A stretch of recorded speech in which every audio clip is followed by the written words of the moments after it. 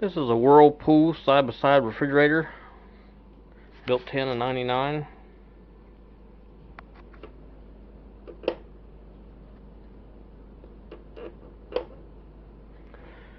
And it has a problem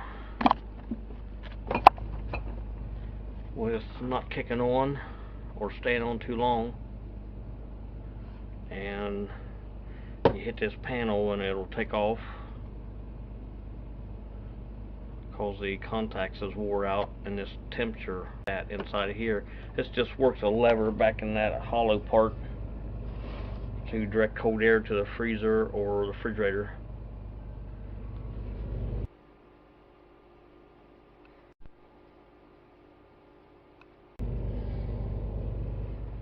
I got it running and let it turn this down pretty cold to like 4 and let it cool the refrigerator down pretty good, because I'll have the door open and I'm not taking all the food out of it.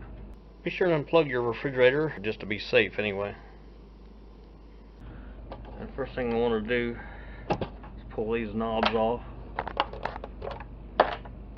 And you'll have to stick a butter knife or putty knife or whatever and pop the trim off. The bottom's got a curved groove in it and the top's just jammed in the slot, I guess. And this is the dude we're after right here. It's got a thermocouple bulb and line that runs through this plastic back and makes like a circle back here in this box. I've already ordered a new OEM one. The aftermarket ones don't last very long, from what I understand. So it's not good to buy the cheap generic one. It won't hold up. All that really will be needed to do this is a 1/4-inch socket and a flat screwdriver, possibly a pair of needle nose, and a Phillips screwdriver. The first thing I'm going to do is take this Phillips screw out of this track.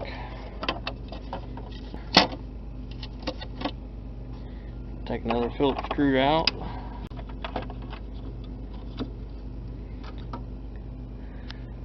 Just got a hook in the back, Phillips screw in the front. Just remember it goes on first. And there's our thermocouple, that plastic coated line.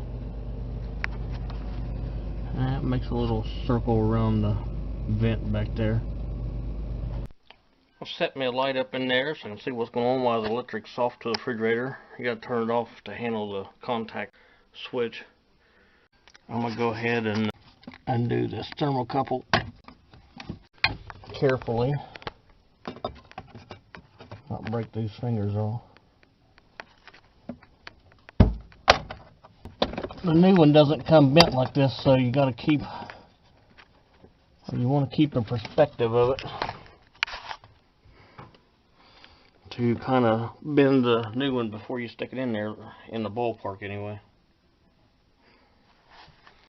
Went ahead and took this center screw out, and then I'm going to take this one loose on the left side, and the two in the back, and just got 2 in the front to take out now. And this is what I'm looking at. I'm going to go ahead and take this arm loose with a Phillips screw in it, so I can get that thermocouple line out from underneath of it. And that's giving me a little room to play with. Take a 1/4 inch, loosen these nuts up, and keep track of these connections on these wires back here. Got a ground on one side, black and orange, and the thermocouple wire running out of it. Make sure your new part's same one. Pull the wires off of it.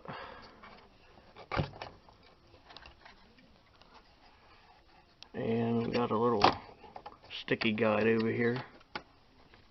And I just slip it out of there.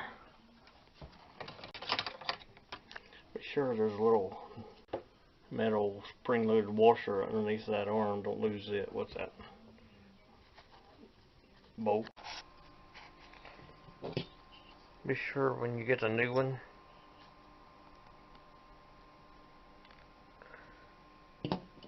and undo this thermocouple line, not to crimp it anywhere, and bend it in the general shape of the original.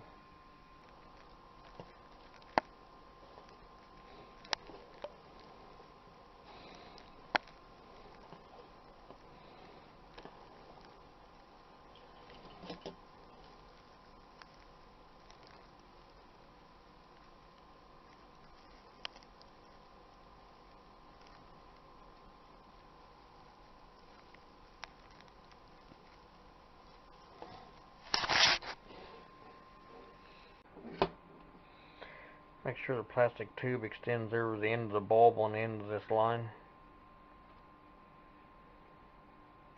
I think it won't work properly if it's exposed to the cold completely, other than that hole in the end of it. Just say be sure not to crimp this line anywhere or it won't work properly. Just slide the tube down the line a little bit if it needs it to extend past this when it's been into this curved shape. And form it in the shape of this square here and stick it back in there. Be sure not to crimp the line anywhere, it'll damage it. Just bend it smoothly into the shape.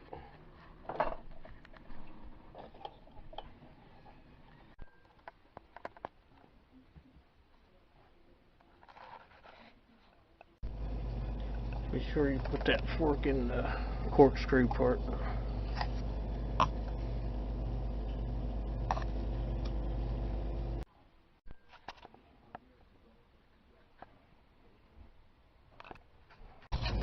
Make sure the bulb on the end of the thermocouple is inside the plastic tube.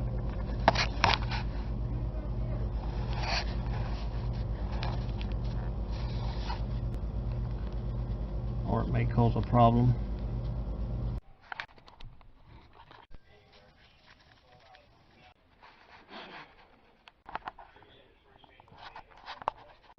Looking pretty good. Stick the bottom of this in first and center it in a hole.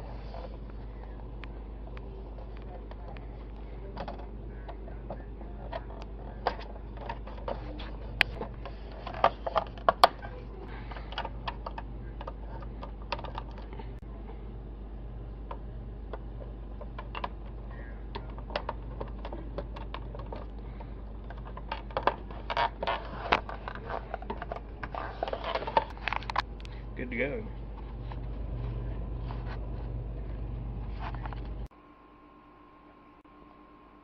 Part number